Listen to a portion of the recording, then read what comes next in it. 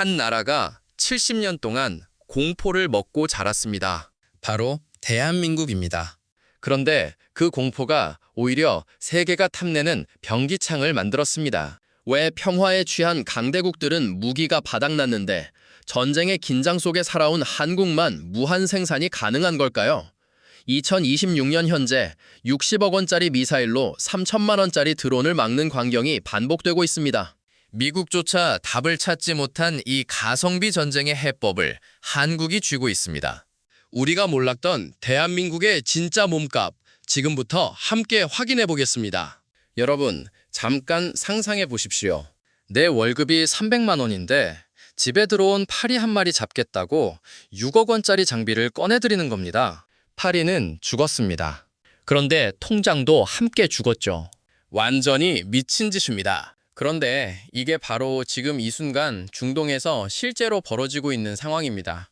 농담이 아닙니다. 2026년 2월 28일 새벽 미국과 이스라엘 연합군이 이란 본토를 기습 공습했습니다. 테헤란, 이스파한, 카라지 등 주요 도시의 군사시설과 핵기지가 동시다발로 불바다가 됐죠. 최고 지도자 알리 하메네이가 자택 벙커에서 암살당했고 그의 가족과 측근 수십 명이 함께 목숨을 잃었습니다.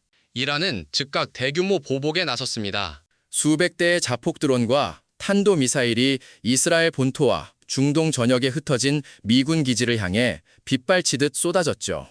전쟁 시작 한 달 만에 500발 이상의 탄도미사일, 2,000대가 넘는 드론이 하늘을 뒤덮었습니다.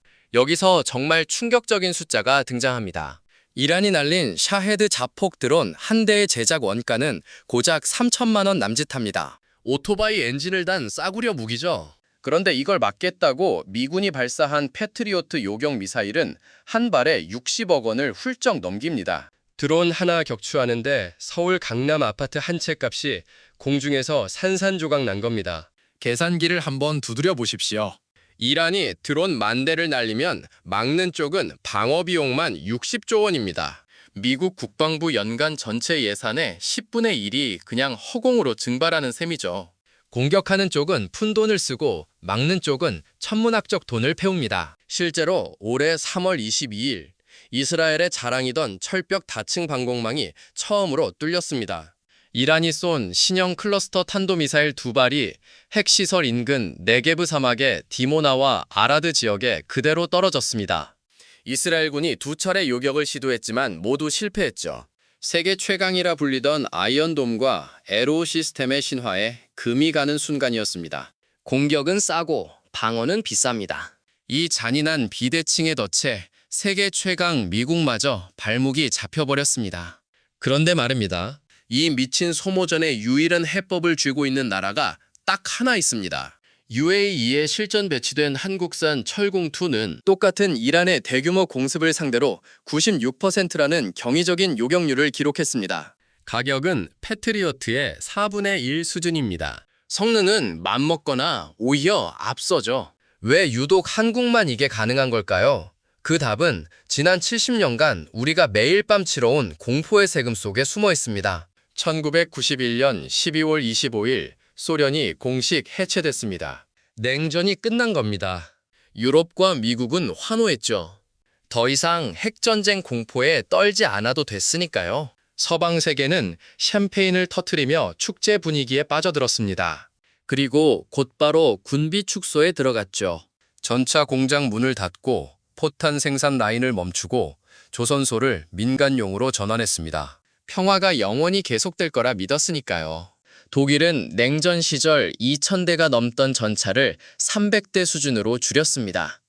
영국 육군은 제2차 세계대전 이후 가장 작은 규모로 쪼그라들었고요. 미국조차 포탄 생산 공장 대부분을 폐쇄하거나 해외로 이전시켰습니다. 그런데 지구 반대편 한반도는 전혀 다른 세상이었습니다. 휴전선 너머에는 여전히 100만 대군이 충구를 겨누고 있었죠. 수도 서울은 북한 장사정포 사거리 안에 고스란히 놓여 있었습니다. 서울에서 휴전선까지 거리는 고작 40km, 자동차로 40분이면 닿는 곳에 2천만 명이 살고 있었던 겁니다. 한국에게 냉전 종식은 남의 나라 이야기였습니다. 우리에게 전쟁은 끝난 적이 없었으니까요. 그래서 한국은 달랐습니다. 서방이 군비를 줄일 때 우리는 오히려 이를 악물고 방산 생태계를 키웠습니다. 국방비로 GDP의 2.5% 이상을 꾸준히 쏟아부었죠. 1987년 K1 전차를 시작으로 1000대 이상을 양산했고 K1A1 484대, 최신의 K2 흑표까지 260대를 찍어냈습니다. 현재 한국군이 굴리는 전차만 2,500대가 넘습니다. 현대로템은 연간 120대에서 200대까지 전차를 생산할 수 있는 라인을 갖췄죠. 독일의 2배에서 4배에 달하는 생산 능력입니다. 그 결과가 2022년 터졌습니다. 러시아가 우크라이나를 침공하자 서방 세계는 당황했습니다. 보낼 포탄이 없었던 데죠. 창고는 텅 비었고 공장은 문 닫은 지 오래였습니다. 생산 라인을 다시 돌리려면 최소 몇 년이 걸렸죠. 그때 전 세계의 눈이 한국을 향했습니다. 공장 스위치만 누르면 무기를 찍어내는 지구상 유일한 병기창. 냉전 이후 30년간 서방이 쌓은 평화 배당금이 바닥난 바로 그 순간 한국의 공포 배당금이 빛을 발하기 시작했습니다. 2026년 3월 초 UAE 아부다비 남부 알-다프라 공군기지 상공이 불바다가 됐습니다. 이란이 쏟아부은 탄도미사일과 자폭 드론이 빗발쳤죠. 개전 첫 주 동안 UAE로 날아든 탄도미사일만 196발, 드론은 무려 1000대가 넘었습니다. 그런데 이 기지에는 2022년 한국과 계약한 천궁2 2개 포대가 배치되어 있었습니다. 한국산 방공무기의 첫 실전 투입이었죠. 전 세계가 숨죽이며 지켜봤습니다. 결과는 경이적이었습니다. 천궁2는 이란의 대규모 공습을 상대로 96%라는 요격률을 기록했습니다. 순항 미사일 요격에서는 8발 전부를 격추하며 100% 성공률을 찍었죠. 실전 경험이 전무했던 무기가 세계 최강이라 불리던 미국 패트리오트와 어깨를 나란히 한 겁니다.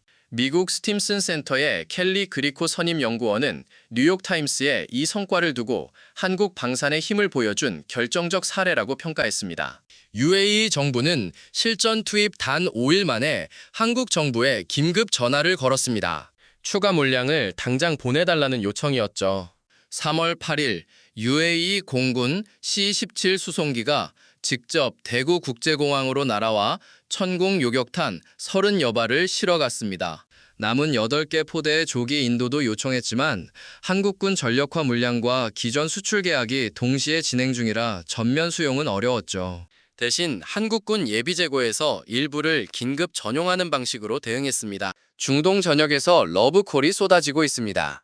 사우디아라비아는 이미 2023년 10개 포대, 4조 2천억 원 규모로 계약을 끝냈고 이라크도 2024년 8개 포대, 3조 7천억 원짜리 계약서에 도장을 찍었습니다. 2026년 초 이라크에 첫 포대가 도착했죠. 카타르, 쿠웨이트, 오만까지 대개 명단에 이름을 올렸습니다. 중동 핵심 3개국에서만 계약 금액이 12조 원을 훌쩍 넘습니다. 이란 전쟁이 터지자 이 수치는 더 빠르게 불어나고 있죠. 왜 이들은 미국산 대신 한국산을 선택했을까요? 첫째는 가격입니다. 천궁2 1발 가격은 약 15억 원, 패트리오트 PAC-3는 50억 원이 넘습니다. 둘째는 납기입니다. 패트리오트 부품을 확보하려면 3년이 걸리지만 한국은 즉시 생산 라인을 돌릴 수 있습니다. 셋째는 독립성입니다. 미국산 무기는 유사시 워싱턴의 눈치를 봐야 하지만 한국산은 구매국이 독자 운용할 수 있죠. 2026년 3월 미국 국방부가 긴급 발표를 냈습니다. 사드 요격체 생산량을 4배로 늘리고 전시 납품 체제로 전환한다는 내용이었죠. 개전 16일 만에 사드 재고의 40%가 증발했기 때문입니다. 2025년 6월 12일 전쟁에서 이미 14%를 소진한 상태였는데 8개월 만에 다시 전쟁이 터진 겁니다. 미국의 사드 재고는 절반 수준으로 쪼그라들었습니다. 패트리어트도 사정이 다르지 않았죠. 록히드 마틴의 연간 최대 생산량은 620발인데 중동 전장은 며칠 만에 그 물량을 집어삼켰습니다. 미국은 결국 한국에 손을 내밀었습니다. 성주에 배치된 사드 발사대 6기 전체를 중동으로 빼간 겁니다. 한반도에는 레이더만 덩그러니 남았죠. 블룸버그는 미국의 미사일 비축량이 이미 위험할 정도로 부족하다고 보도했습니다. CSIS의 미사일 방어 프로젝트 책임자 톰 카라코는 월스트리트 저널 인터뷰에서 이렇게 말했습니다. 우리는 수년치 생산량을 수주 만에 증발시키고 있다. 영국 왕립합동준사연구소는 이 현상에 이름까지 붙였습니다. 매거진 어비스, 탄창의 심연이라고요? 왜 이 지경이 됐을까요? 냉전이 끝난 뒤 30년간 서방은 단기 분쟁에 적합한 군사체계만 설계했습니다. 대량 소모전은 상상조차 하지 않았죠. 포탄 공장을 닫고 생산 라인을 최소화했습니다. 그 결과가 2022년 우크라이나 전쟁에서 먼저 터졌습니다. 유럽 전체의 연간 155mm 포탄 생산량은 30만 발에 불과했죠. 우크라이나 전장에서 한 달이면 바닥나는 양입니다. 그때 세계의 시선이 한국을 향했습니다. 한국은 155mm 포탄만 300만 발 이상을 비축하고 있었습니다. 105mm 포탄 340만 발까지 합치면 700만 발에 육박하죠. 유럽 전체를 합친 것보다 많은 양입니다. 2023년 미국의 요청에 응해 50만 발을 대여 형식으로 제공했는데 워싱턴 포스트는 한국이 유럽 전체보다 더 많은 포탄을 공급했다고 보도했습니다. 그 50만 발을 빼고도 한국군 재고는 여전히 300만 발 이상을 유지하고 있죠. 평시 연간 80만 발, 전시에는 150만 발까지 찍어낼 수 있는 생산체제. 풍산과 한화가 24시간 공장을 돌리면 하루 2,000발 이상이 쏟아집니다.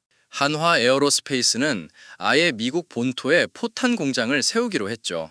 K9 자주포와 포탄을 패키지로 수출하는 완결형 화력체계가 완성되는 겁니다. 서방이 평화 배당금을 누릴 때 휴전선 넘어 100만 대군을 마주한 한국은 묵묵히 탄약고를 채워왔습니다. 그 공포의 세금이 지금 전 세계가 탐내는 전략 자산이 된 겁니다. 2024년 2월 카를로스 델토로 미 해군 장관이 한국을 전격 방문했습니다. 미국 해군성 장관이 직접 한국 조선소를 둘러본 건 전례 없는 일이었죠. 그가 남긴 말이 화제가 됐습니다.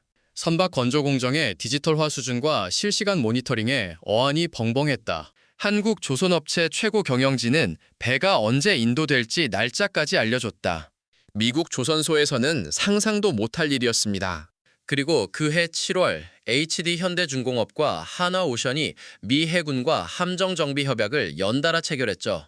연간 20조 원 규모의 미 해군 MRO 시장에 한국이 처음 발을 들인 순간이었습니다. 왜 세계 최강 미 해군이 한국에 SOS를 쳤을까요?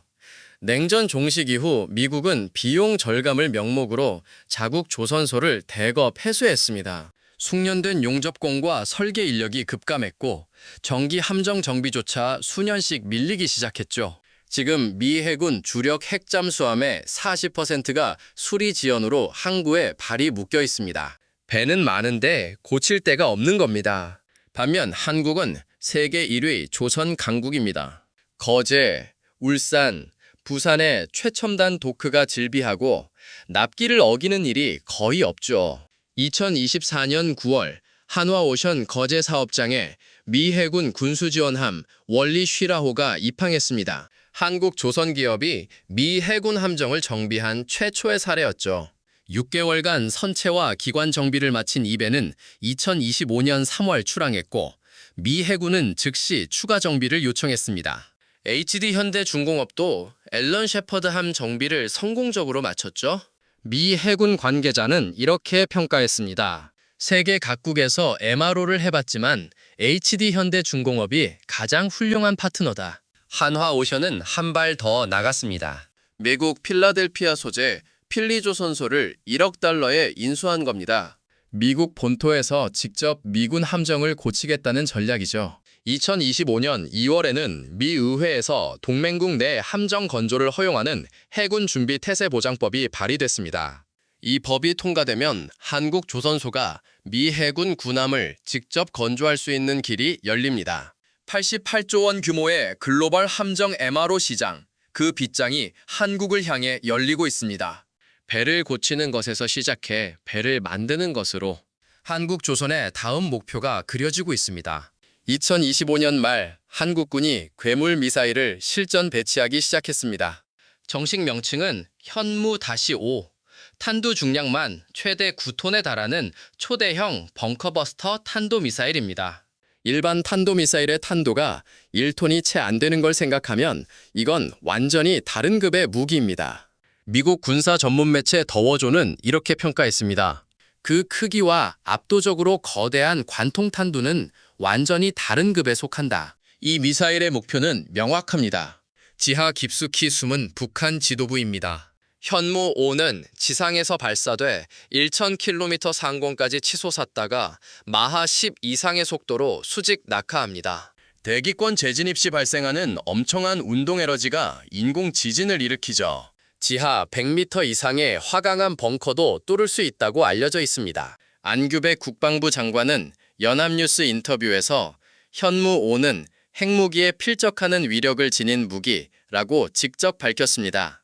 물론 현무-5가 진짜 핵 위력을 내는 건 아닙니다. 전문가들은 히로시마 원폭의 1% 위력에도 미치지 못한다고 분석하죠. 하지만 핵 없이 달성할 수 있는 재래식 무기의 최대치라는 점이 중요합니다. 한국은 핵 확산 금지 조약 가입국이라 핵무기를 가질 수 없습니다.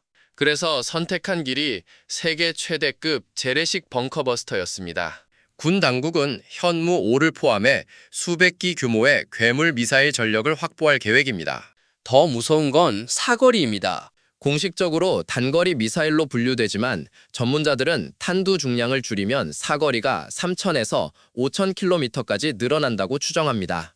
중국 전역이 사정권에 들어오는 거죠. 호주 전략정책연구소의 말콤 데이비스 수석 애널리스트는 이론적으로 중국과 일본을 공격할 수 있다고 분석했습니다.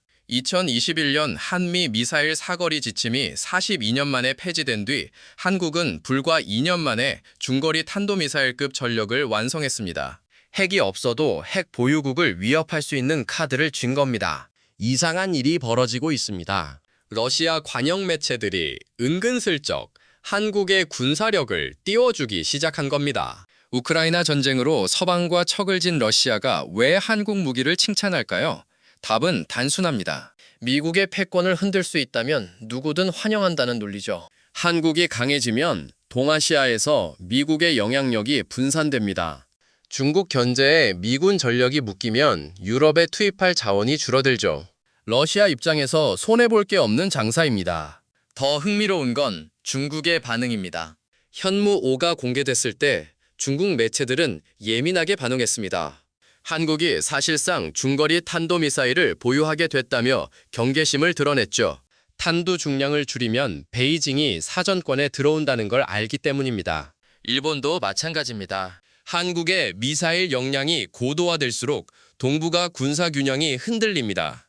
70년간 미일 중심으로 짜였던 안보 질서에 한국이라는 변수가 끼어든 겁니다. 아이러니하게도 이 변화를 만든 건 북한입니다. 북한의 끊임없는 핵 위협이 한국의 군비 확장을 정당화했죠. 미사일 지침 해제도, 현무-5 개발도, 잠수함 발사 탄도미사일 확보도 모두 북핵 대응이라는 명분 아래 이루어졌습니다.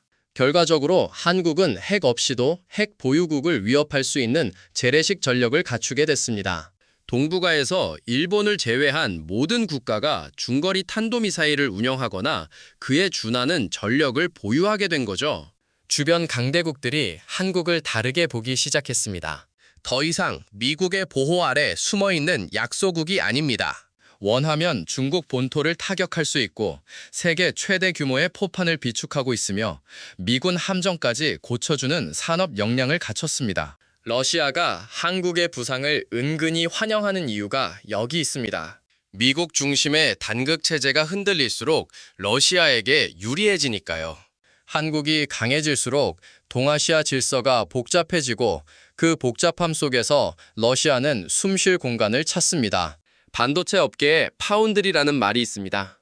설계는 다른 회사가 하고 생산만 전담하는 공장을 뜻하죠. 삼성전자와 TSMC가 대표적입니다. 그런데 지금 한국이 안보 분야에서 똑같은 역할을 하고 있습니다. 세계 각국이 설계도를 들고 오면 한국이 무기를 찍어서 납품하는 구조입니다. 포탄이 필요하면 풍산, 전차가 필요하면 현대로템, 방공 미사일이 필요하면 LIG 넥스원.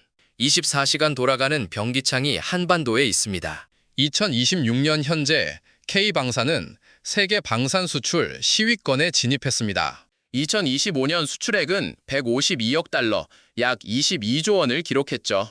폴란드에는 K2 전차와 K9 자주포가 대량으로 들어가고 있고, 중동에는 천궁2가 실전에서 검증되며 추가 계약이 줄을 잇고 있습니다. 한화 에어로스페이스는 미국 본토에 포탄 공장을 세우기로 했고, 한화 오션은 필라델피아 조선소를 인수해 미군 함정 정비에 뛰어들었습니다. 한국 방산이 미국 본토에 생산 기지를 구축하는 시대가 열린 겁니다. 왜 이런 일이 가능해졌을까요?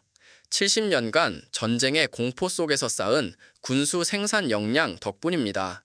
서방이 평화에 취해 공장 문을 닫을 때 한국은 이를 악물고 생산 라인을 유지했습니다. 그 결과 지금 세계가 무기가 필요할 때 즉시 공급할 수 있는 유일한 나라가 됐죠. 이란 전쟁에서 미국의 요격 미사일 재고가 바닥났을 때 한국에서 성주 사드 발사대를 빼갔습니다. 우크라이나에 포탄이 부족할 때 유럽 전체보다 많은 양을 한국이 공급했습니다. 삼성이 반도체 파운드리로 세계를 먹여 살리듯 한국은 안보 파운드리로 자유세계의 군수를 책임지고 있습니다. 공포가 만든 무기가 이제 외교 자산이 됐습니다. 핵을 쥐지 않고도 협상 테이블에서 목소리를 높일 수 있게 됐죠. 대한민국의 진짜 몸값은 GDP나 주가지수로 측정되지 않습니다. 세계가 무기가 필요할 때 얼마나 빨리, 얼마나 많이 공급할 수 있느냐. 그것이 21세기 한국의 새로운 국력입니다. 오늘 영상이 유익하고 재밌으셨다면 구독과 좋아요 부탁드리겠습니다. 영상 제작에 큰 힘이 됩니다. 다음 영상에서 뵙겠습니다.